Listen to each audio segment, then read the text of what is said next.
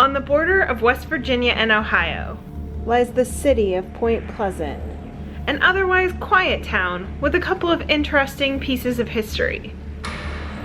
In 1967, it was the site of what is known to this day as the deadliest bridge collapse in US history. Leading up to that collapse, a series of sightings of a large bird-like creature, nicknamed the Mothman, were reported by members of the community. The first Mothman sighting was November 12, 1966. Some gravediggers in Clendenin, I believe it's pronounced, which is, I believe, about 45 minutes to an hour east of Point Pleasant. They saw a large person type thing flying from tree to tree.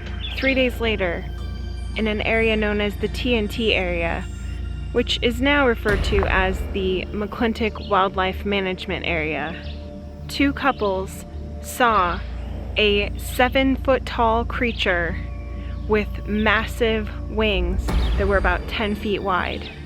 And they decided to get the heck out of there.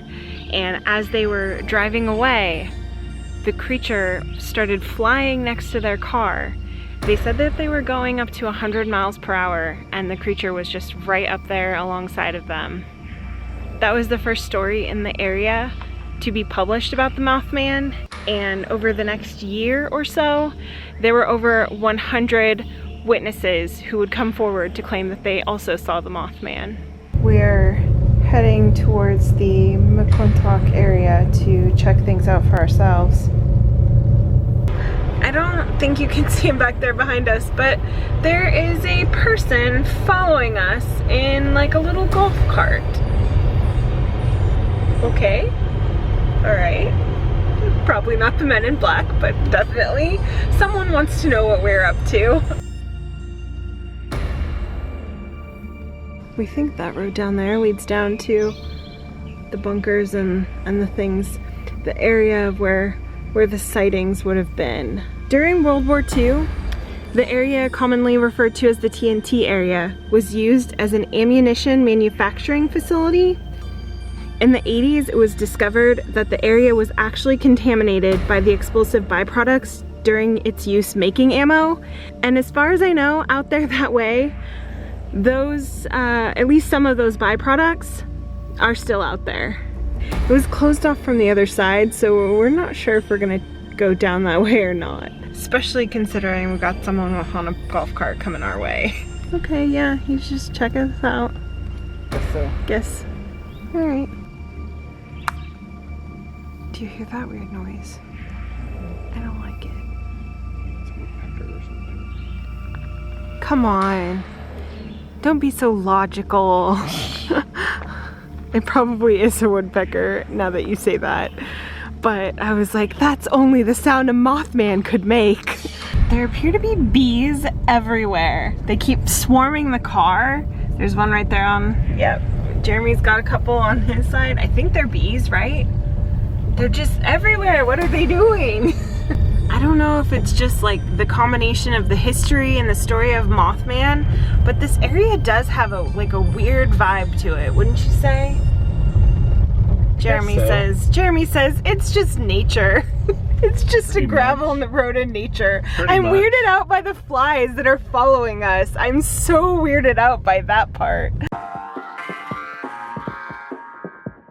As soon as we left, now all the flies are gone. They like their gross swampy water that was in there. Maybe.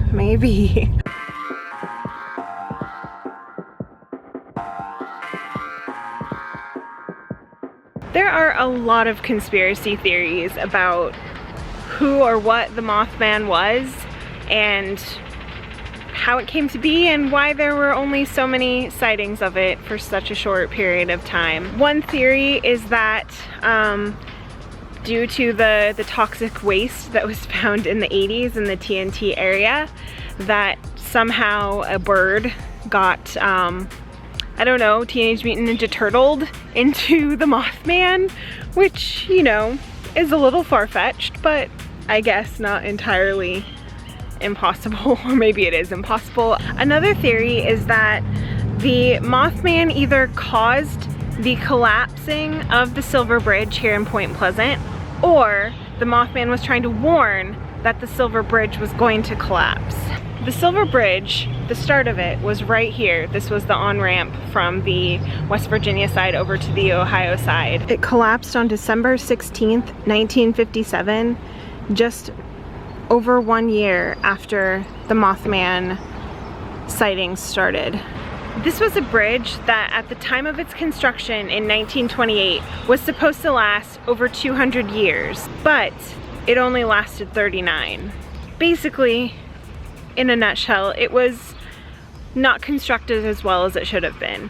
The designer was using a new type of metal, a different metal that they had been using in previous similar suspension bridges, and because of that, they used less eye-bars in the suspension portion of the bridge.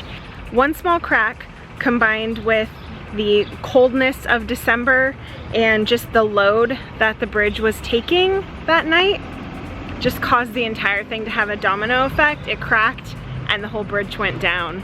46 people lost their lives. They have a little set of bricks with all the different names of the people and a little plaque here where the on-ramp used to be.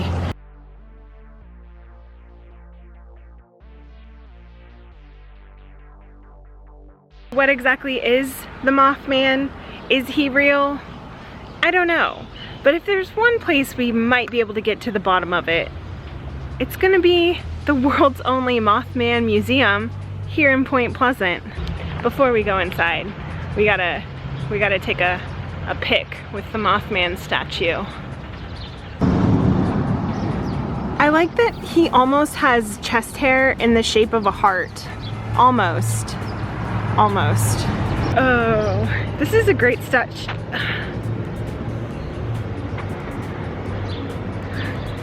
What the heck? That seems inappropriate. We better let him know. Excuse me, Mothman?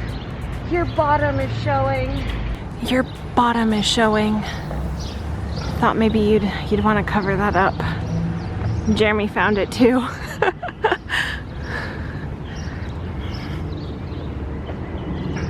He must work out. So they are open. They are practicing social distancing inside. You ready to go in? Sure. All right, let's do it.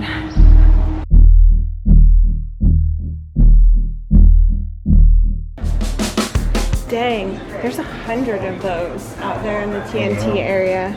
This is my favorite claw machine ever. I would definitely look for a Mothman in a claw machine any old day.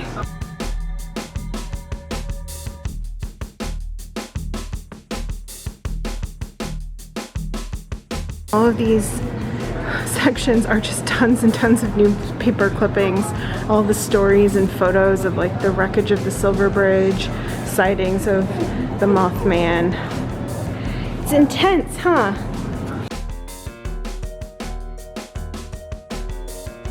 The Men in Black actually became a thing after the Mothman encounters.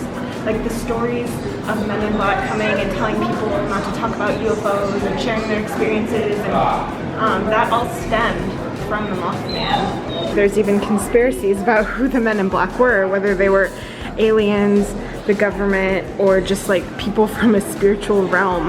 My vote is government. What do you think? This sketch of the Mothman is so interesting to me. You know who it looks like to me? I think I solved the Mothman conspiracy. It's just Sweetum from the Muppets. Okay. Right? Nothing to be alarmed about. Whoa, they've got a Project Blue Book. They have a bunch of memorabilia from the movie The Mothman Prophecy.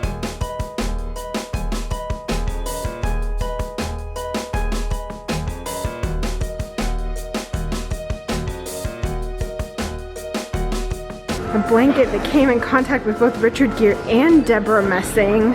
Well, gosh darn, I better touch it too.